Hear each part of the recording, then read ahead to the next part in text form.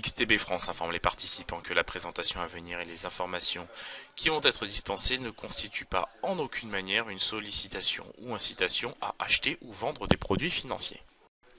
Bonjour à toutes et à tous, ici Vincent Intinavong pour ce Good Morning Market du jeudi 26 juillet 2018. On commence comme d'habitude par l'analyse du calendrier économique du jour. Bien entendu, la séance sera marquée par la décision de politique monétaire de la BCE, notamment sur les taux d'intérêt attendus à 13h45. S'en suivra la conférence de presse de Mario Draghi, le président de la BCE, à 14h30. Du côté des États-Unis, les commandes de biens durables du mois de juin sont attendues à 14h30, de même que les inscriptions hebdomadaires au chômage. Du côté des marchés, Wall Street a clôturé mercredi en territoire positif sur fond d'apaisement des tensions commerciales entre les États-Unis et l'Union européenne. En effet, une trêve a été décrétée le temps des négociations. Du côté des valeurs, Boeing, General Motors et AT&T ont déçu par leurs résultats trimestriels. Facebook a chuté de 24% après la clôture en raison des inquiétudes sur le dossier de la protection des données. Auparavant, les indices européens ont terminé en baisse, ainsi la prudence était de mise avant la réunion entre l'Union européenne et les États-Unis sur les tarifs douaniers. Principal concerné, le secteur automobile a cédé 2,9% en séance. En Asie, le Nikkei 225 a reculé de 0,12% au niveau des 22 586 points, suite aux perspectives des réductions d'achat de fonds indiciels indexés sur l'indice japonais par la Banque du Japon. Nous commençons tout de suite par l'analyse de la paire euro-dollar. Nous prendrons connaissance, comme je vous l'ai dit en introduction, de la décision de politique monétaire de la BCE aujourd'hui à 13h45. Aucun changement n'est attendu sur les taux d'intérêt. Le taux de facilité de dépôt devrait se stabiliser à moins 0,40%, tandis que le taux de facilité de prêt marginal devrait stagner à 0,25%. L'attention des opérateurs se portera davantage sur les indications quant à la prochaine hausse des taux d'intérêt. Ainsi, dans son dernier communiqué, l'institution de Francfort n'a pas donné de précision sur son calendrier et s'est contentée de la formulation suivante, au moins jusqu'à l'été 2019, laissant présager une hausse en septembre ou en octobre éventuellement. Par ailleurs, l'inflation a atteint son objectif des 2% en juin. Cependant, cette hausse des prix est surtout liée à la progression des prix de l'énergie. Enfin, la thématique commerciale devrait également figurer au programme de cette réunion. D'un point de vue technique, les prix évoluent sous la moyenne mobile à 25 périodes, tandis que le RSI est orienté à la baisse dans sa zone de neutralité. Pour l'heure, nous aurons donc un biais prudent sur la paire euro-dollar et nous aurons donc pour l'heure un biais vendeur avec un objectif fixé au niveau des 1,17 $ pour 1 euro. Nous passons maintenant à l'analyse du DAX 30. Je vous rappelle, nous avons pris connaissance hier de l'indice IFO du climat des affaires qui s'est dégradé en raison des craintes liées au potentiel droit de douane sur les exportations d'automobiles européennes. Aujourd'hui, l'indice GFK de confiance des consommateurs est ressorti une nouvelle fois en baisse pour le mois d'août. Les bourses européennes ont fini en baisse mercredi sur fond de crainte de guerre commerciale. En effet, plusieurs entreprises ont souligné l'impact négatif des mesures tarifaires sur leurs résultats. Le secteur automobile s'est replié en attendant la décision définitive des États-Unis sur les droits de douane sur les véhicules importés d'Europe aux États-Unis. Sur un plan technique, les cours évoluent au-dessus des deux moyennes mobiles à 25 et 100 périodes. Le RSI pour sa part est stable dans sa zone de surachat. Pour l'heure, nous aurons donc un biais acheteur sur le DAX 30 avec en ligne de mire le niveau des 12 767 points. Nous enchaînons avec l'analyse du gold. Le département du commerce a fait état hier d'une diminution des ventes de logements neufs en juin aux États-Unis. Ces dernières s'inscrivent sur un plus bas de 8 mois.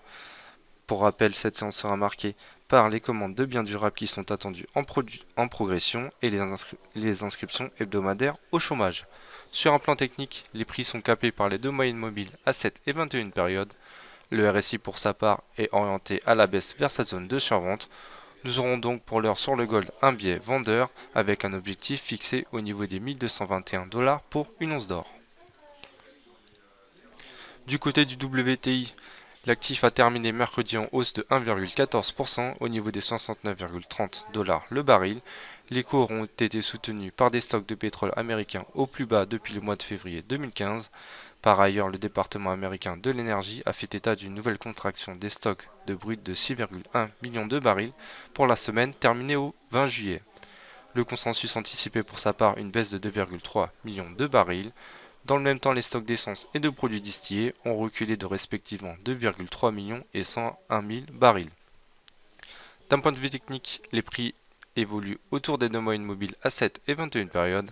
Le RSI pour sa part est orienté légèrement à la baisse autour de sa zone de neutralité. Cependant, nous aurons donc pour l'heure un biais neutre sur le WTI. Nous passons maintenant à l'analyse du CAC 40. Cette journée sera chargée pour l'indice français avec pas moins de 12 publications de résultats. Mercredi, LVMH a été porté par la solidité de la demande chinoise en dépit du contexte commercial actuel. Le numéro 1 français du luxe et dans le monde a entré dans son siège Kering qui doit publier ses résultats après la clôture. Par ailleurs, ST Microélectronique de son côté a chuté de 8,83%. Pour l'heure, tous les signaux sont au vert sur les indices européens. En effet, les cours évoluent au-dessus des deux moyennes mobiles à 25 et 100 périodes. Le RSI pour sa part est orienté à la hausse dans sa zone de surachat. Nous aurons donc, comme pour le DAX 30, un biais acheteur sur l'indice, avec en ligne de mire le niveau des 5475 points. Du côté du S&P 500, comme en Europe, de nombreux résultats d'entreprises sont attendus, outre-Atlantique, avec notamment Amazon, Intel et McDonald's. Sur le plan commercial, toute nouvelle mesure douanière sera suspendue le temps des négociations entre l'Union européenne et les États-Unis. En effet, les deux blocs évitent donc pour le moment une guerre commerciale. Du côté européen, on s'engage à importer plus de soja et de gaz naturel liquéfié des États-Unis.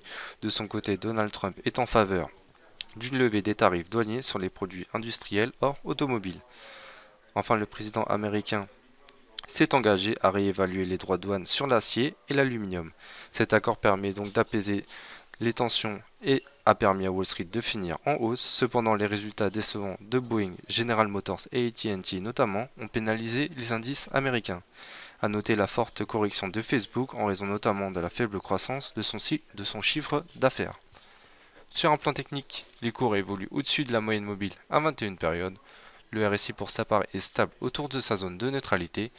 Nous aurons pour l'heure un biais acheteur sur les S&P 500 et nous pensons qu'il est susceptible de rallier le niveau des 2840 points.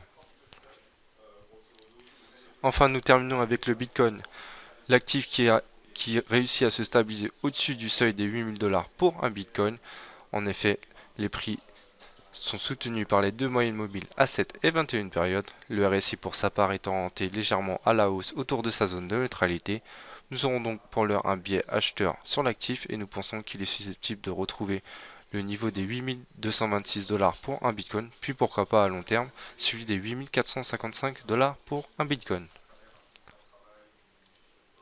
Je vous remercie, je vous retrouverai demain pour un nouveau Good Morning Market. Merci et bonne journée.